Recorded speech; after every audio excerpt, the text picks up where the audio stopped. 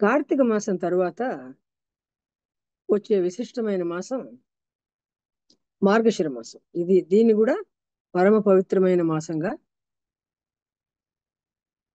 మహావిష్ణువుకి అత్యంత ప్రీతికరమైన మాసంగా చెప్పుకుంటారు. దీనికి చాలా విశిష్టతలు ఉన్నాయి. భగవద్గీత కురుక్షేత్రంలో ఈ మాసంలోనే పుట్టింది కనుక దీన్ని జ్ఞానమాసం అని కూడా అంటారు. శ్రీకృష్ణ పరమాత్మ సాక్షాత్తుగా ఇది తన స్వరూపం అని చెప్పుకున్నాడు గనుక ఈ నెలలో స్వామికి చేసే కైంకర్యాలన్నీ కూడా స్వామే ప్రత్యక్షంగా స్వీకరిస్తాడు. ఈ నెల ప్రారంభంలోనే మొట్టమొదట పోలిపాడ్యమి దాంతో మొదలవుతుంది. ఆనాడు అమ్మవారికి దీపదానం చేస్తారు. దీపదానం చేయడం అంటే నదుల్లో గాని, సముద్రాలు అక్కడ గాని, లేకపోతే చెరువులు ఏవైనా సరస్సుల్లో గాని నారికేళ్ల దీపాలు, అరటి దొప్పల దీపాలు వదిలిపెడతారు. నారికేళ్ల దీపం అంటే కొబ్బరి చిప్పల్లో దీపాలు వదిలిపెడతారు. అరటి దొప్పల్లో దీపాలు వదలడం తమిళనాడులో విశేషమైన, కేరళలో కూడా విశేషమైన ప్రచారంలో ఉందన్నమాట. పౌర్ణమి నాడు మృగశిర నక్షత్రానికి చంద్రుడు దగ్గరగా ఉంటాడు కనుక దీన్ని మార్గశిరం అన్నారు. మృగశిర నక్షత్రం కాబట్టి మార్గశిరం. మార్గానికి శిరస్సు లాంటిది అంటే ఆధ్యాత్మికతకు దారి చూపుతుంది అనమాట. మనకి కరదీపికలాగా ఉంటుంది నెల. మాసానాం మార్గశీర్షోహం అన్నాడు శ్రీకృష్ణ భగవానుడు. ప్రపంచంలోని అత్యుత్తమమైన వస్తువులన్నీ తానే, పక్షులు, జంతువులు, నాగులు ఇవన్నీ కూడా తానే అని చెప్పుకుంటూ నెలల్లో భగవద్గీత పుట్టినటువంటి, అంటే ఆయనే కదా తర్వాత భగవద్గీత అర్జునుడికి కురుక్షేత్ర రణరంగంలో బోధించాడు. ఇక ఈ నెలతోటి హేమంత ఋతువు ప్రారంభం అవుతుంది. ఉదయమే లేచి వాకిట్లో రంగవల్లులు అందరూ తీర్చి సందడిగా ఉంటుంది. ఆలయాల్లో ప్రత్యేకమైన పూజలు. తరువాత ఇంకొక విశిష్టత ఏమిటంటే ధనుర్మాసం వచ్చే నెల కూడా ఇదే. ఆ ధనుర్మాసం అంటే డిసెంబర్ 16వ తారీఖు నుంచి మొదలవుతుంది. అప్పుడు ప్రతిరోజు ఆండాళ్ళ తల్లికి పొంగల్ ప్రసాదం పెట్టడం, తిరుప్పావై పాశురాలు చదవడం, చిట్ట చివరి నాడు అంటే జనవరి 14వ తారీఖు లేదా 15వ తారీఖు భోగి ఏనాడు వస్తుందో ఆనాడు గోదా కళ్యాణం కూడా చేస్తారు. ఇక ఈ నెలలో వచ్చే లక్ష్మీ వారాలు ప్రత్యేకమైనవి. మామూలుగా లక్ష్మీ వారాలు, గురువారాలను లక్ష్మీ వారాలు అంటారనమాట. మార్గశిరంలో వచ్చే గురువారాలను మార్గశిర లక్ష్మీ వారాలు అంటారు. మార్గశిర లక్ష్మీ వార వ్రతం కూడా చేస్తారనమాట. లక్ష్మీదేవిని అర్చించడం వల్ల ఆయురారోగ్యాలు, ఐశ్వర్యం, సిరి సంపదలు అన్నీ కూడా ఒనగూడుతాయని పెద్దలు చెప్తూ ఉంటారు. ఒకానొక పల్లెలో ఒక బ్రాహ్మణ బాలిక చిన్నతనం నుంచి కూడా ఒక లక్ష్మీదేవిని మట్టితోటి తయారు చేసుకుని లక్ష్మీదేవి మట్టి బొమ్మను పెట్టుకుని భక్తి ప్రపత్తులతో దాన్ని చూసుకుంటూ ఉండేదన్నమాట. ఈవిడకు తల్లి లేదు. ఈవిడని పెంచడం కోసం ఇంట్లో ఆడతోడు అవసరమై తండ్రి రెండవ పెళ్లి చేసుకున్నాడు. ఆమెకు ఒక పిల్లవాడు పుట్టాడు. ఆ పిల్లవాడిని చూసుకోవడానికి ఈ పెద్ద పాప దగ్గరికి తీసుకొచ్చి ఆ పిల్లవాడిని వదిలిపెట్టి ఒక బెల్లం ముక్క కూడా ఈవిడికి ఇచ్చేదనమాట. ఈ పాపకు లక్ష్మి అనే పేరున్న ఈ పాప ఆ బెల్లం ముక్కను లక్ష్మీదేవి విగ్రహానికి నైవేద్యంగా పెట్టేదనమాట.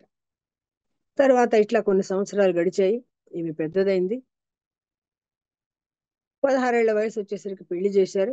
అత్తవారింటికి వెళ్ళింది. వెళ్తూ వెళ్తూ తాను నిత్యము పూజించుకునే ఈ లక్ష్మీదేవి విగ్రహాన్ని కూడా తీసుకువెళ్ళింది అనమాట.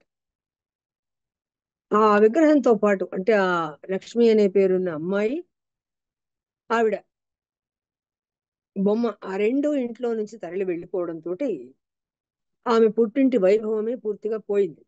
అత్తగారింట్లో మాత్రం నిత్య కళ్యాణం పచ్చతోరణంగా ఉండేది.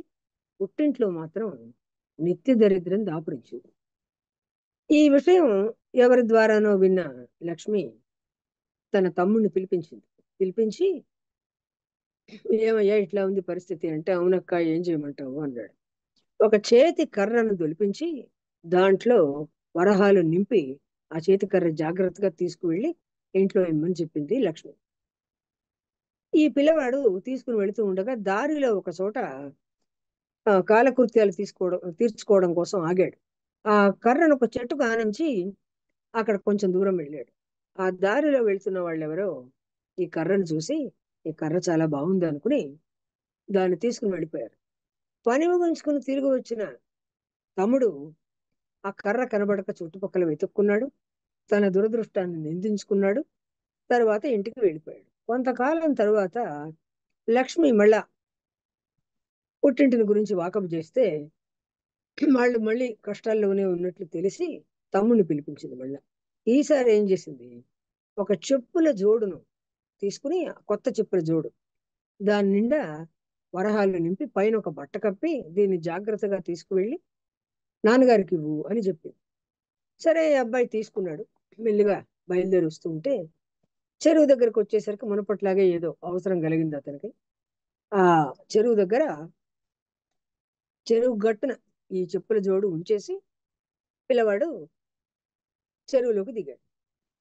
దారిన పోతున్న వాళ్ళెవరో ఈ చెప్పుల జోడు చూసి, ఏదో కప్పి ఉన్నదే అని, వస్త్రం కప్పి ఉందని చూసి, కప్పి ఉన్న చెప్పుల జోడు చూడగానే వాళ్లకు కొత్త చెప్పుల జోడు కదా, ఆశ కలిగింది. వాళ్ళు ఏం చేశారు, ఆ చెప్పుల జోడు సంగ్రహించి వెళ్ళిపోయారు. చెరువులోంచి పైకి వచ్చిన అబ్బాయి మళ్ళా చెప్పుల జోడు వెతుక్కున్నాడు. ఎవరు నడుపుతాడు, చుట్టుపక్కల ఎవరూ లేరు.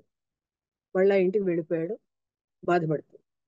రెండవసారి కూడా ఇట్లా తాను అందించిన సంపదను పుట్టింటి వారు అందుకోలేకపోయేటప్పటికీ లక్ష్మి చింతించింది. మూడవసారి మళ్ళీ తమ్ముడిని పిలిపించింది. పిలిపించి ఇట్లా కాదు అని చెప్పి ఒక పెద్ద గుమ్మడికాయను తొలిపించి దాని నిండా నవరత్నాలు పోసి, జాగ్రత్తగా తీసుకువెళ్ళిన ఆయన, ఎక్కడ దారిలో పెట్టద్దు అని అన్ని రకాల జాగ్రత్తలు చెప్పి పంపించింది. మళ్ళీ చెరువు దగ్గరకు వచ్చేటప్పటికి ఈ గట్టు మీద పెట్టాడు. దాహం వేసింది. నీళ్లు తాగడం కోసం చెరువులోకి దిగాడు. ఈ లోపల ఆ దారిలో వెళుతున్న ఒక యాయవారపు బ్రాహ్మణుడు గుమ్మడికాయ చూసి, అబ్బో చాలా బాగుంది, ఇది పులుసు పెట్టుకోవడానికి బాగుంటుందని చటుక్కున తీసుకుని పైన వస్త్రం కప్పేసి చల్లగా వెళ్ళిపోయాడు. దాహం తీర్చుకుని పైకి వచ్చిన తమ్ముడికి మళ్ళీ గుమ్మడికాయ కూడా కనబడలేదు. చాలా బాధపడుతూ ఇంటికి వెళ్ళాడు. తరువాత ఈ సంగతి లక్ష్మికి తెలిసింది. చాలా చింతించింది ఆవిడ. ఏమిటిట్లా, నేనెంత ప్రయత్నించినప్పటికీ కూడా లక్ష్మీదేవి ఎందుకు వీళ్ళని కరుణించడం లేదు, ఆవిడ కటాక్షం వీళ్లకు కలగడం లేదు అని చెప్పి ఆవిడ భర్త అనుమతి తీసుకుని ఒకసారి పుట్టింటికి వెళ్ళొస్తానని వెళ్ళింది. ఆ నెల మార్గశిర మాసం కావడం చేత ఆవిడ తల్లితో చెప్పిందమ్మా, ఇట్లా ఉంటే కష్టం అవుతుంది, మీ కుటుంబం గడవడం కష్టం అవుతుంది, ఇంకా చిన్నపిల్లలు కూడా ఉన్నారు కదా, అందువల్ల మార్గశిర లక్ష్మి వారి వ్రతం చేసుకుందాం మనం, నీవు ఏమీ తినకుండా ఉపవాసం ఉండు, నేను వచ్చి పిలిచే వరకు అని అన్నదనమాట. తల్లి సరేనన్నది. సరేనని చెప్పింది గాని చంటి పిల్లలందరికీ కూడా సద్దన్న ముద్దలు పెడుతూ చటుక్కున తాను కూడా ఓ ముద్ద నోట్లో వేసుకుంది ఆ సౌతి తల్లి. లక్ష్మి నోము కోసం పిలవడానికి వచ్చేటప్పటికి, అమ్మ నేను సద్దన్నం తినేశాను అని చెప్పింది. లక్ష్మి బాధపడి, సరే రెండో వారం నోచుకుందాంలే, అప్పటికైనా నువ్వు నేను చెప్పినట్టుగా ఉండు, జాగ్రత్తగా ఉండు అని చెప్పింది. ఈ లక్ష్మి ఎవరో వ్రతం చేసేవాళ్ళు, అంటే చేయించేవాళ్ళు, చేసేవాళ్ళు చేసేవాళ్ళు అన్ని తయారై వస్తారు. ఎవరి చేత అయితే చేయిస్తారో వాళ్ళు తలకు నూనె రాసుకోకూడదు, తల దువ్వుకోకూడదు, ఉపవాసం ఉండాలి. ఇవి నియమాలు అన్నమాట. ఎవరైతే చేయించడానికని వస్తారో వాళ్ళు అన్ని చేసుకుని వచ్చి వీళ్ళ తలకు నూనె అంటే వీళ్ళకు తల శిరస్నానం చేయించి తర్వాత తల దువ్వి మంచి బట్టలు అవి ఇచ్చి తర్వాత భోజనం పెట్టి ఆ తర్వాత వాయినాలు అవి ఇస్తారనమాట. రెండవ లక్ష్మి వారం నాడు ఆ సౌతి తల్లి పిల్లలకు తలకు నూనె పెడుతూ తాను కూడా తలకు కొంచెం నూనె పెట్టుకుంది. ఆ విధంగా రెండవ లక్ష్మి వారం కూడా వ్యర్థమైంది. ఇక మూడవ లక్ష్మి వారం చేసుకుందామంది లక్ష్మి. సరే అని సవతి తల్లి ఒప్పుకున్నది. మూడవ లక్ష్మి వారం నాడు పిల్లలందరికీ జడలు వేస్తూ తాను కూడా తల దువ్వుకుంది సవతి తల్లి. ఇక చేసేది లేక, అమ్మ నాలుగో వారం చేసుకుందామమ్మా, ఇట్లా చేయొద్దు తల్లి, జాగ్రత్తగా నియమంగా ఉండు అని చెప్తే సరే సరే అన్నది. కానీ ఇవేం చేసింది, ఒక గుంటలో సవితి తల్లిని దింపి పైన చెక్క బల్లలు పరిచి ఇంటి పనులు చేసుకుంటూ ఉంది. అప్పుడు పిల్లలు అల్లరి పిల్లలు కదా, అట్లా ఎగురుకుంటూ వచ్చి అరటి పళ్ళు తిని తొక్కలన్నీ ఆ గుంటలోకి పడేశారు, పక్క సందుల్లో నుంచి, చెక్క బల్లల సందులో నుంచి. ఈవిడ అప్పటికే ఆకలితో నగనగలాడిపోతూ ఉంది. ఆ అరటి తొక్కల్నే అమృతం ముక్కలుగా భావించి ఆవిడ కొన్నిటిని తినేసింది అనమాట. సరే తర్వాత మళ్ళీ లక్ష్మి వచ్చి తల్లిని పిలిచింది. ఏమ్మా నోముకురా అంటే, అమ్మా ఆకలేసి అరటి తొక్కలు తిన్నానమ్మా అన్నది తల్లి. చాలా బాధపడింది. అమ్మా చిట్ట చివరిసారి ప్రయత్నం చేద్దాం. ఈ నెల మన అదృష్టవశాత్తు మనకు మార్గశిర మాసంలో 5 ఆదివారాలు వచ్చాయి.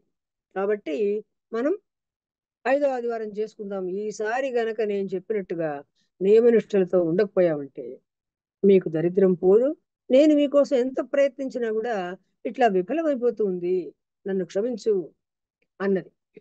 ఆ చివరి లక్ష్మి వారన్నాడు, లక్ష్మి తల్లి చీర కొంగును తన చీర కొంగుకు ముడివేసుకుని ఆవిడ ఎక్కడ తలదువ్వుకోకుండా, తలకు నూనె పెట్టుకోకుండా, ఏమీ తినకుండా జాగ్రత్త పడింది అనమాట.